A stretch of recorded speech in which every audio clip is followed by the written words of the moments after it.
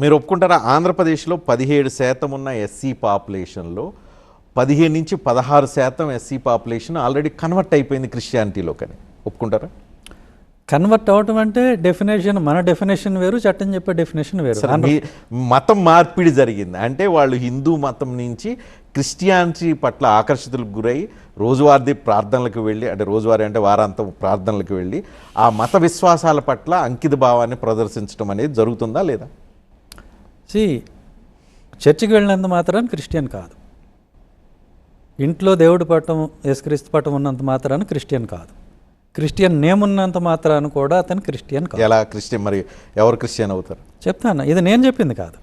మన honourable AP high court Alokam Sudhakar బాబు అనే ఆయన వేసిన పిటిషన్లో ఆలోకం సుధాకర్ బాబు వర్సెస్ స్టేట్ ఆఫ్ ఆంధ్రప్రదేశ్ అనే కేసులో ఆనరబుల్ హైకోర్టు ఇచ్చినటువంటి తీర్పు ఇది. దానిలో వాళ్ళు క్లియర్గా చెప్పారు డెఫినేషన్ హూ ఈజ్ క్రిస్టియన్ అంటే ఎవరైతే బాప్తిజం తీసుకుంటారో వాళ్ళు మాత్రమే క్రిస్టియన్సు. ఇప్పుడు మనం అసెంబ్లీకి వెళ్ళొచ్చినంత మాత్రాన్ని మనం ఎమ్మెల్యే అని ఎవరు అనరు కదా. కన్వీనియంట్గా చట్టంలో ఉన్న లూప్ హోల్ని ఎత్తుకొని కన్వీనియంట్గా సోకాళ్ళ మతం మార్చుకున్న వాళ్ళకి ఎష్యూరెన్స్ ఇస్తున్నారు. తప్ప మనకు అనుకూలంగా ఉన్నదాన్ని వాడుకోవడం తప్పు కాదు కదా. దళిత్ అనేది లేకపోతే ఎస్సీ అనేది ఏ బేసిస్ మీద గుర్తించాలి, మూలం అది కదా. సో మనకి రాజ్యాంగంలో ఎక్కడా కూడా ఈ మతంలో ఉంటేనే ఇతను దళితుడు, షెడ్యూల్ కాస్ట్ అని ఎక్కడ కూడా చెప్పాల, రాజ్యాంగంలో అది లేదు. కానీ ఇప్పుడు కన్వర్ట్ అయిన సోకాల్డ్ 15% దళిత క్రిస్టియన్స్ ఎవరైతే ఉన్నారో వాళ్ళందరూ ఎస్సీలుగానే గుర్తించాల్సిన అవసరాన్ని మీరు ఖచ్చితంగా గుర్తించాలి. ఎందుకంటే క్రైస్తవంలో కులం లేదు అనేది ఒక తప్పుడు అవగాహన. క్రైస్తవంలో కులం ఉంది, కానీ క్రైస్తవ మతానికి సంబంధించిన వాళ్ళు బీసీల కింద పరిగణించబడతారు. అసలు క్రైస్తవంలో కులం లేదని ఒక పక్క చెప్తూ మళ్ళీ వాళ్ళని బీసీలని ఎలా అంటారు? క్రైస్తవంలో కులం లేదని కదా మీరు. కానీ రాజ్యాంగం ఏం చెప్తుంది? క్రిస్టియన్స్ బీసీసీలుగా చెప్పబడుతూ ఉంది కదా. రాజ్యాంగం అట్లా చెప్పలేదు.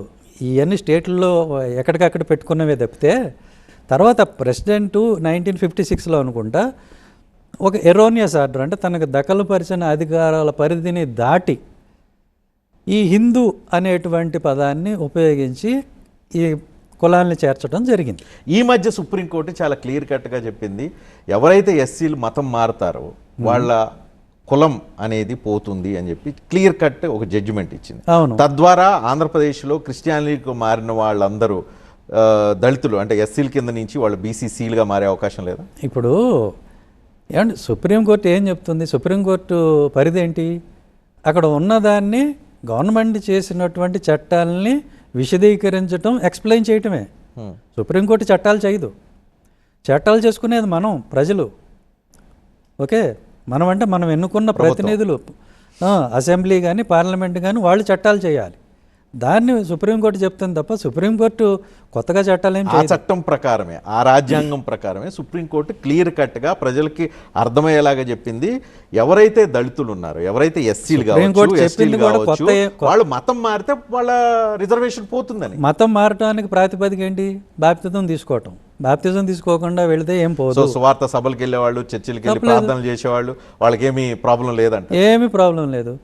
ఇప్పుడు సువార్త సభకి వెళ్తాను, అక్కడి నుంచి అట్లా పోతా ఉంటే బాబా రామ్దేవ్ గారితో లేకపోతే ఇంకొక ఆయన ఎవరో బాబాది కనపడితే అక్కడ ఆగుతాము. ఆ తర్వాత కొంచెం దూరం పోతే ముస్లిమ్స్ ఏదో పెడతా ఉంటారు, వింటాం, అన్నీ వింటాం. విన్న తర్వాత ఏది కొనాలి, ఏ ప్రోడక్ట్ కొనాలి అంటే విండో షాపింగ్ చేసినంత మాత్రాన్ని అన్నీ కొనేసినట్టు కాదు కదా. లొసుగేం కాదండి, వెసులుబాటు అనండి, చట్టం అలా ఉంది, దాన్ని ఫాలో అవ్వాలి అంతవరకు. అండ్ చట్టాన్ని మార్చాల్సిన అవసరం కూడా ఉంది. మీరు ఎవరైతే మతం మారిన వాళ్ళకి రిజర్వేషన్ తీసేయాలని ఒక పెద్ద డిమాండ్ ఒక సెక్షన్ నుంచి నడుస్తూ ఉంది, వాళ్ళకి ఏం సమాధానం చెప్తారు? అది వాళ్ళ డిమాండ్. ఎందుకంటే బేసిస్ ఏంటి? వివక్ష, మతం కాదు. మతమే అయినట్టయితే మీకు నార్త్ ఈస్ట్లో ట్రైబ్స్ ఉన్నారు, వాళ్ళు క్రిస్టియానిటీలోకి వెళ్ళినా సరే వాళ్ళకి ఆ ట్రైబల్ స్టేటస్ పోదు అని ఇదే సుప్రీంకోర్టు ఎట్లా చెప్పింది మరి? కానీ ఎప్పుడైతే దళితులుగా ఉన్నప్పుడు మాత్రమే వివక్షతకు గురవుతున్నారు, మతం మారిన తర్వాత ఆ వివక్షత నుంచి విముక్తి పొంది వాళ్ళు బీసీసీలుగా గుర్తింపు పొంది వాళ్ళకి ఒక స్టేటస్ వస్తుంది, కాబట్టి వాళ్ళకి రిజర్వేషన్తో పని లేదు అనేది ఒక ఆర్గ్యుమెంట్ అని ముందు అనుకున్నాం. కానీ అది ప్రాక్టికల్గా జరగటం లేదు. అతనికి పిల్లలు ఎవరిస్తారు? మాల అయితే మాల మాదిగా, మాదిగా అయితే మాల మాదిగా, వీళ్ళలో వీళ్ళు చేసుకోవాల్సిందే. కానీ మతం మారిన అగ్రకుల క్రిస్టియన్స్ ఎవరు కూడా వీళ్ళకి పిల్లనెవరు. అండ్ వాళ్ళకి ఏమైనా పెద్ద పెద్ద కంపెనీలు అవి ఉంటే వాళ్ళ కులస్తులకి ఇచ్చుకుంటారు, కానీ మతం మారినంత మాత్రాన్ని పిలిచి వీళ్ళకి ఎవరు పెద్దపీట వేయరు.